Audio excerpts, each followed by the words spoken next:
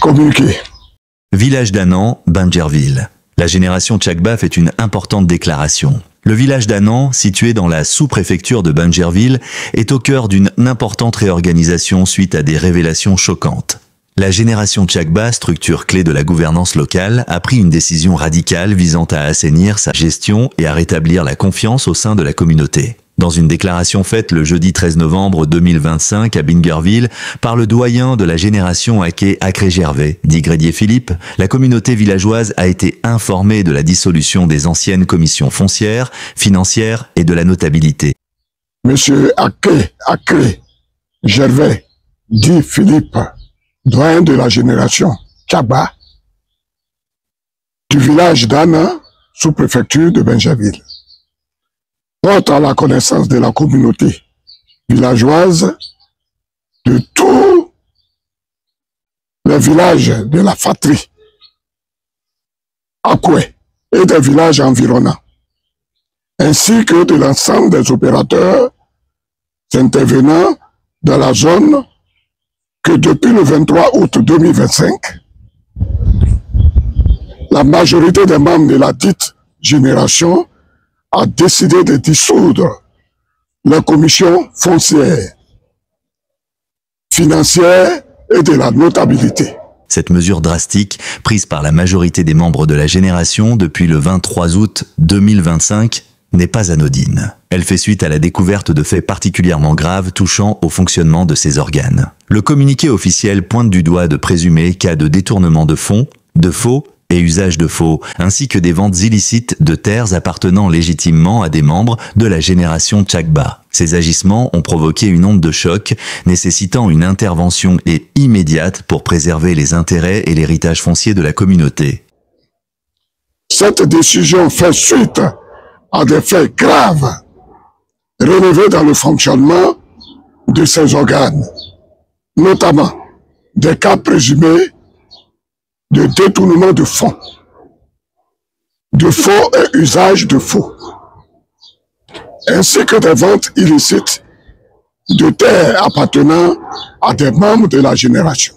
L'affaire prend une tournure judiciaire avec l'implication directe de M. Haris Koutouan, l'ex-responsable de la commission foncière. Selon les informations communiquées, Haris Koutouan est actuellement détenu au pôle pénal d'Abidjan, anciennement MACA. En lien avec ces malversations présumées, cette détention confirme la gravité des manquements et la détermination de la communauté à aller au bout de la vérité et de la justice. Face à ce vide institutionnel et à la nécessité d'une continuité administrative, la génération Tchakba a rapidement réagi en mettant en place de nouvelles commissions. Le doyen Aké-Akré-Gervais insiste sur le caractère régulier de l'installation de ces nouvelles structures.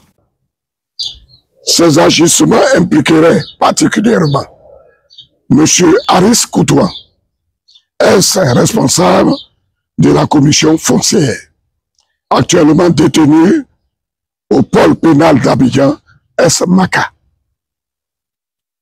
En conséquence, nous informons l'ensemble des populations et partenaires que de nouvelles commissions, à savoir foncières, financières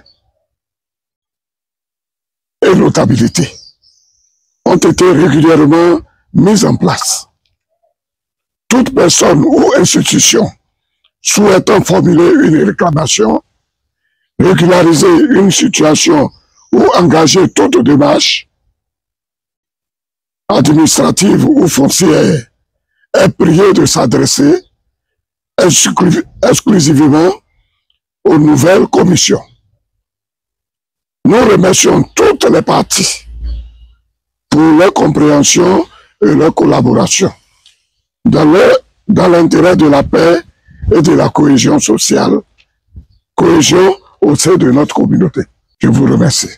Fait Abidjan, le 13 novembre 2025.